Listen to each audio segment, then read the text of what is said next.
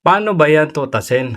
Naibulatlat na naman dito yung kaipokritohan at kaplastikan mo. Ginamit mo pala yung Section 136 na pag-aamyenda ng rules ng Senado. Ikaw pala mismo ang gumamit noon. Pero nung ginagamit ngayon at ini-invoke ng mga majority, partikular na si Senator Marcoleta at si Senator Alan Peter Cayetano, aba, ayaw nyo na. Bakit nga ni? So, umpisahan natin dito. Kasi napakaganda yung paliwanag ni Senator Marcoleta patungkol nga dito sa pagkakaiba or distinction or level ng Section 24 yata yun or at Section 136. Ito yung hindi nila maintindihan o yung naiintindihan nila pero ayaw nilang tanggapin dahil ang gusto nila, ang masusunod ay yung gusto lang nila. Panoorin.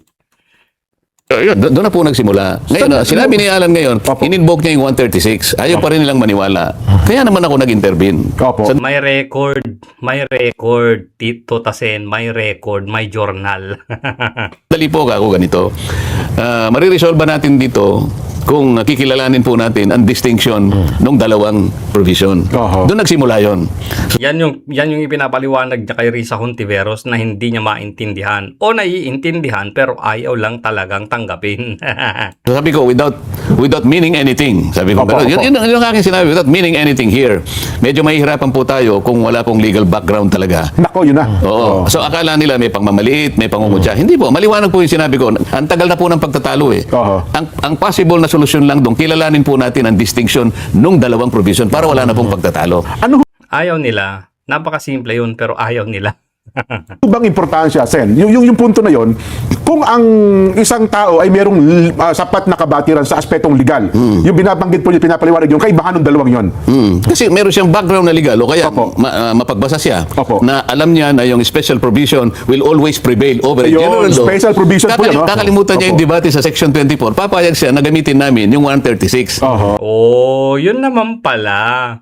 Pero ayaw lang nila talagang tanggapin. Huwag na natin gamitin yung salitang hindi nila naiintindihan. Dahil magagaling naman yung mga yan kahit naman hindi mga abogado. Yung usapang naiintindihan, hindi na yun yung usapin. Kundi ayaw lang talaga nilang tanggapin. Talong-talo sila sa debate. Kaya nga, nagsitakbuhan ang mga walang modo. Yung Section 136, pinapayagan naming i-amend. Ayun. I-amend. Gamit yon na hindi naman gagaling sa committee. So, di maliwanag na sana. Kaya lang, ang problema namin, bakit ayaw nila na i-take up namin on the floor? Samantalang, ang plenary gen ay supreme. Siya yung ibabaw ng lahat. Higit na kasi lahat na yun eh. Kahit na pagsama-samahin namin ang kapangyarihan ng lahat ng committee sa Senado, hindi pa rin sila po pwede kung plenary ang magsasalita. Buong Senado. Correct. Kasi buo na yun nandun talaga eh. Ado po kasi pag plenaryo. At totoo nun, Kuya Benny, alam mo rin to, pwede namin i-suspend nga yung rules eh. Pag sinabi ng plenary, pag pumayag kami lahat eh. Yun ang hindi nila makuha masyado. So, di ba kapag yung budget hearing, di ba may rules sila na yung sponsor lang ang pwedeng magsalita. Pero minsan sinususpend nila yung rules nila para yung mismong secretary ng department kung ano yung nakasalang na department para magsalita. Kaya sinususpend nila yung rules nila. At pwede naman yun. Pero mas lalo na naman yan. Kung sususpend ang rules, mas lalo maghihimutok na naman ang mga butche ng mga yan. pumayag na kayo kanyang i-discuss lang natin, i-take up lang natin. Ayaw nila. Bakit daw nagmamadali? May nagsabi ng railroading dito. Oo nga. Para daw sinasakal nyo raw sila. Meron pa iba na parang meron ba kayong gustong habulin na kaya nyo gusto pagpasyahan ka agad dyan? Yun nga, yun ang medyo nakakalungkot doon, Jen. Kung ano-ano ng mga senaryo ang sinabi, samantalang pwede naman nilang kilalanin. Ang plenary is in perfect position to take it up on the floor. Ayun. Ngayon, kung ayaw po ninyo kanya, pagbutuhin natin. Ganito kasi, so nag-motion si SP Cayetano. Sabi niya, Madam President, sabi niya kasi, ang nakatayo doon, kung siya nasa baba, Senador Loren. pro tempore. Madam President, sabi niya, I move that we take up the motion of Senator Marcoleta on the floor. As a matter of fact, he is ready to defend it. Ngayon, dapat merong mag-object. Hindi yung salita ng salita. Objection. Kapag merong sasabihin ngayon ng presiding officer, okay, there is a motion to take up the motion of Senator Marcoleta right now, this afternoon, and there is objection, then we divide the House. Correct. Pero ayaw nila kasi alam nila na wala silang bilang. Mga walang bitaw. So, magbobotohan kami. Yun ang mekanismo eh. Yes po. Demokrasya talaga, wala kang magagawa. Hindi naman kami pwedeng patagalan ng debate. At one point, kailangan naming i-resolve yung issue.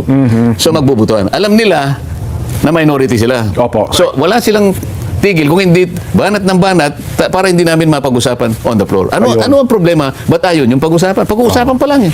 Pagdidebatihan pa lang. Pagdidebatihan pa lang, hindi pa naman namin ina-adapt. Hindi kagaya nung ginawa ni Tito Ito na. Balik natin ng konti ha. pag-usapan on the floor. Ano ang problema? Ba't ayun yung pag-usapan? Pag-uusapan pa lang eh. Pagdidebatihan pa lang. Pagdidebatihan pa lang, hindi pa naman namin ina-adapt. Hindi kagaya nung ginawa ni Tito Sen, na sinasabi ko, Journal 75. Wala nang pagtatalo, in-adapt kagad eh. Oh, meron pala. Ginamit mo naman pala, di ba? May journal, oh. Mas madali nga yung ginawa niya. So sabi ko nga, binabanggit nila kasi na matagal na sila sa Kongreso, matagal na sila sa Senado. At nakakalimutan nila yung Journal number 25. Kamakailan lang naman ito, 2018. Di pa masyado malaan ito. Okay. Dito, walang debate ito, Kuya Benny. In-adapt kagad. Yung motion. Oo, kasi in-invoke yung Section 136. Sino ang nag-invoke? Si Tota Soto. Hipokrito plastic. Pag hindi nakakampi, ayaw. Pagkakampi, okay lang. Ano ba yan? Halata. Hindi naman sa halatang halata yung bias kasi halatang halata talaga kung saan kayo nakakiling. Nakakiling kayo sa administrasyon ni Agba. Pero may journal, may record. Paano ba yan? Di butata ka ngayon, Tota Seto. Mas maganda yung sa amin pag didebatihan pa bago i-adapt. Hindi mo lagi natin sana yung punto na yun ha. Ang iminotion po na si SP Soto, pagdebatihan yung... Hindi si Soto, SP Alan, SP Alan, pagdebatihan, hindi po agad i-adapt yung panukala. Ayun, Hindi katulad nung pag-motion ni Tota Soto nung ginamit niya yung Section 136 na hindi lang imo-motion para pagdebatehan, hindi motion to adapt kaagad. At ganun din yung sitwasyon na napunta din sa Committee on Rules. Pero sabi, binalik na lang sa plenary. At itong si Tota Soto, siya yung nag-motion. Para hindi pagdebatehan na. Para i-adapt kaagad. Walang debate. Okay naman yun. Nung ikaw ang naggamit ng Section 136, okay lang.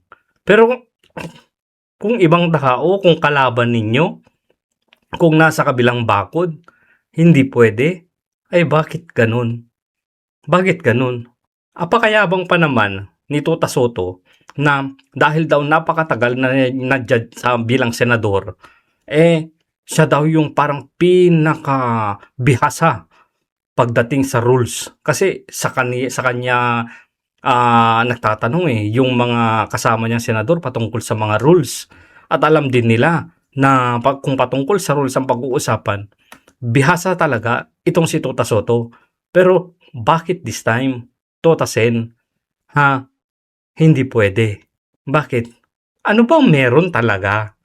Ano ba? Sabi ni Auntie Claire, hindi naman nakikialam ang dyan, ang executive dyan, hindi nakikialam ang Pangulo dyan. Pero, hindi naman tayo pinanganak kahapon. Yang Tota Soto Black na yan ngayon, tuta ni Marcos yung mga yan. Siyempre, Tota Soto, Erwin Tulfo, sino pa? Si Ping Lacson, di ba? Yan yung mga kandidato niya nung 2025 bilang senador. At may bali-balita pa na itong si Risa Contiveros ay tila baga nagpapakatuta din kay Marcos. O di ba? Napaka ano bang term? Walang hiyang? Napaka-ipokrito? Ano pa yan? Hindi ko maintindihan kung anong ugali ng mga senador na ito ngayon. Grabe. Nandyan na yung kaliwat kanan, yung panggigipit sa mga nasa majority. Kaso dito, kaso dyan. Marcoleta may hold departure din. Bakit ganun? Hindi ninyo makuha sa debatehan. Hindi ninyo makuha sa suporta ng taong bayan. So ang ginagawa nyo, talagang rekta, personalan na. Talagang gusto nilang pilayin yung matatag na 13. Sana lang ha, kasi sana lang walang magkaunsehan sa 13. Kasi si Tito, si Lapid, parang medyo medyo tumatabi-tabingi siya eh. Medyo nawawala sa wisyo eh.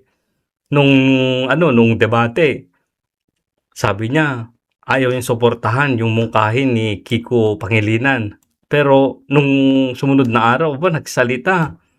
May boses pala, may bibig naman pala talaga siya.